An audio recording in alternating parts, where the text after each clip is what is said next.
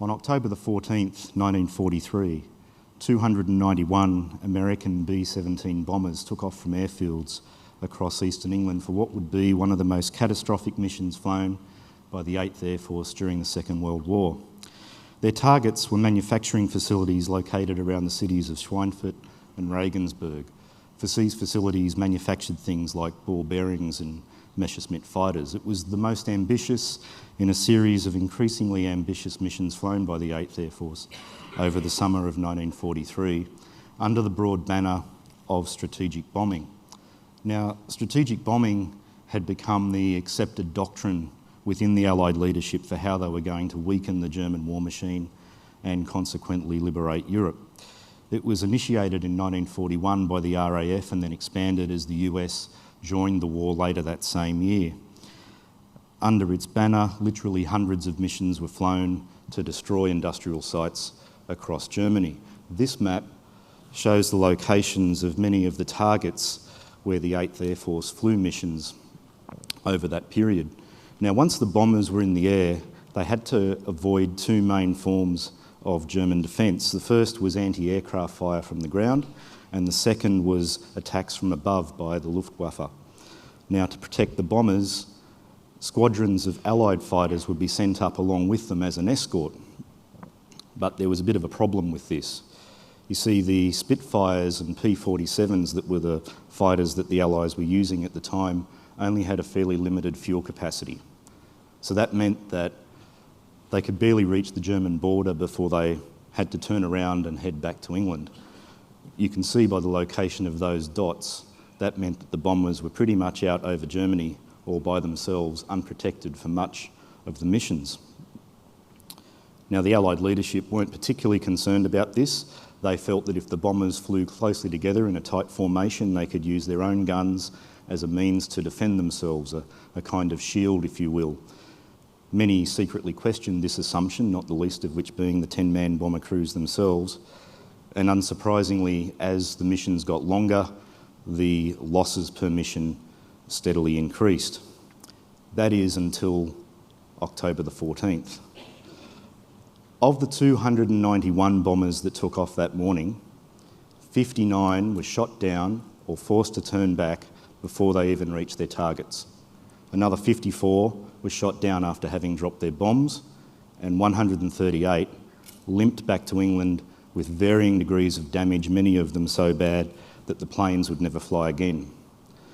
The Allied leadership was forced to accept, because the losses were so catastrophic, that the whole validity, their basis for strategic bombing, is simply not valid. As a post-war report stated, essentially they had lost superiority in the air. And until they could find a fighter that could escort the bombers the whole way to their targets, essentially strategic bombing wasn't going to work. And this was pretty important, because if they couldn't get strategic bombing to work, then they couldn't have a D-Day landing. Now, the unfortunate thing about this story, and of course there's obviously many unfortunate things about the Second World War in general, is that a fighter that could have escorted the bombers to their targets already existed. It had existed for more than 12 months. The Allied leadership knew about it and chose not to support its production, preferring to stick with the fighters that they already had, that had been tried and tested and proven not to be up to the job. Now, before I go on to explain how they could make such a stupid decision, I'd like to introduce a language that I hope is helpful in terms of explaining some of the forces that drive these types of decisions, this inability to take up opportunity. This is Emeritus Professor James March from Stanford University. He identified two conflicting processes in pretty much all organisations, and these processes are in constant tension and need to be balanced if the organisation is to be resilient in the long term. He called these processes of exploitation and exploration, or I call them explore and exploit for short, because I'm syllabistically challenged. But if we think about what exploit means for a moment, really it's talking about efficiencies. How can we deliver our widgets out of the pipe as quickly and efficiently as we possibly can in replicable quality?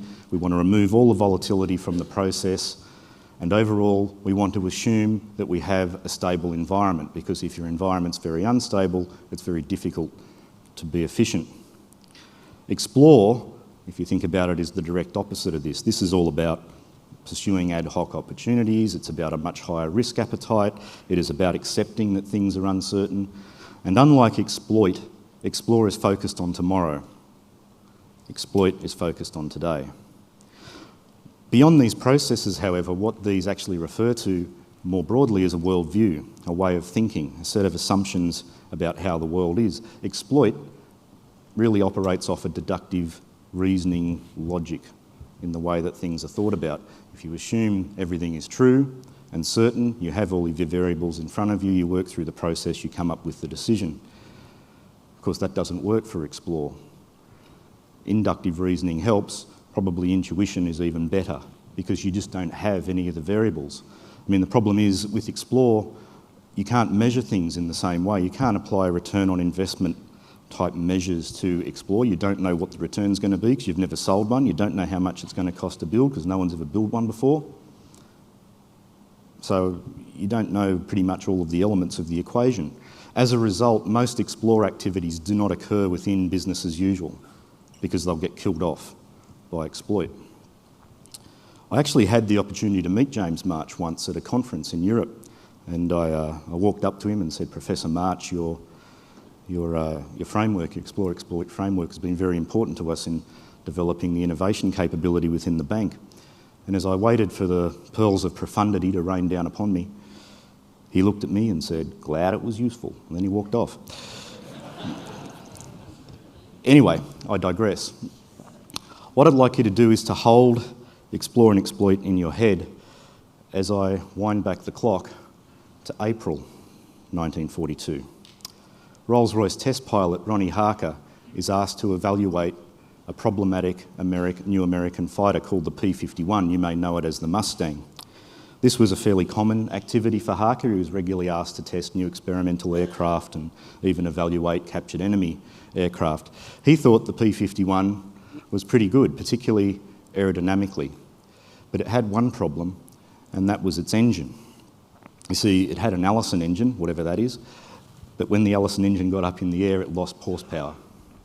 His suggestion was, if we put the Merlin engine in it, the same engine as the Spitfires currently have, we're going to be onto a winner, because this thing is so aerodynamically superior to the other planes. It's faster at the same power, but importantly, this plane has twice the fuel capacity. So you combine twice the fuel capacity with more aerodynamics, and what you get is more than twice the range.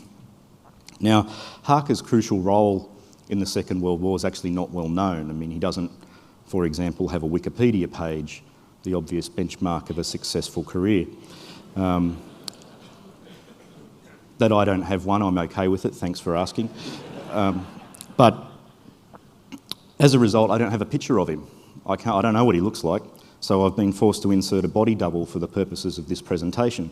But Harker's report made it to the desk of someone who does have a Wikipedia page, this man, Sir Wilfrid Freeman. Now, Freeman had the ear of Churchill. He was also well respected on both sides of the Atlantic, and he was pretty much responsible for commissioning every significant plane flown by the RAF during the Second World War. Freeman's response to the report was that he immediately ordered 5 P-51s be converted to have Merlin engines for the purposes of evaluation. Shortly after that, he ordered another 500. But then he had a problem. You see, the British manufacturing capacity at the time was pretty much already at its limit because of the Battle of Britain, and he knew that if he was going to get the Mustang built in numbers that could actually have any meaningful impact on the war, it would have to be manufactured in the US, where excess capacity still remained. And this is where the forces of explore and exploit start to kick in. You see, if you're going to explore, if you're going to do something new, you need to actually recognise that you have a problem in the first place. You need to actually think, you know, I'm not that happy with the way things are. We need to change what we're doing. And that situation didn't exist.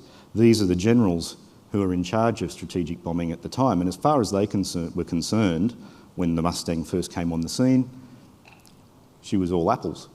There was no problem. The early missions over Hamburg and the Ruhr, for example, had quite adequate losses to damage done ratios.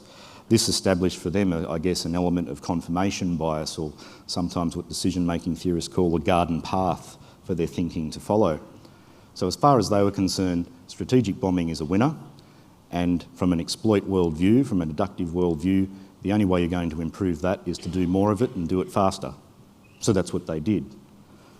But also, because they weren't calling for a long-range fighter, because they didn't see a problem, this man, General Oliver Eccles, who was the chair of the Air Production Board, the American body responsible for allocating resources to air combat, also didn't have a problem. Now, as a good exploit body, they had allocated resources to the production of well over 20,000 planes, none of which were particularly useful against the Luftwaffe, but that doesn't matter, they were producing them really efficiently. And as a result, he wasn't particularly interested in developing a new plane. And there was other factors in this as well. Remember what I was saying about exploit is really focused on certainty. We love certainty. Well, all of these other planes were a product of the American production system. They knew exactly what process they'd gone through from design, through initial testing and manufacture. The Mustang, whilst an American design, was actually specified by the British.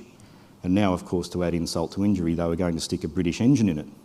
The Americans at the time had the view that the British didn't really know how to build a plane, so why would we support some newfangled thing that we don't really understand where it's come from? It doesn't make any sense. It's not one of ours. And so it received the not invented here sticker. And that's where it all stopped. Basically, the Mustang went nowhere from the end of 1942 up until the mission on Schweinfurt in the 14th of October. And the reason's pretty simple then. As of the 14th of October, the generals had a problem. They could no longer do strategic bombing until they had a long-range fighter. Wow, we better try and find a long-range fighter and do something now, hadn't we? Now, of course, once the Mustang was in service, it extended the range. They were able to bomb all the way to Berlin. They were also able to use it for a number of other offensive missions, and essentially it laid the groundwork for the D-Day landings. But when we think about explore and exploit as ways of thinking, sort of a more deductive versus inductive approach, you have to keep them in balance. Exploit is fundamental to the survival of the organisation. It's where the profit comes from. So it's important that you don't get the impression that I don't like exploit, that I think it's really bad. I think it's fundamental. It's just that you can have too much of a good thing. And in most modern organisations, I think we have too much of a good thing.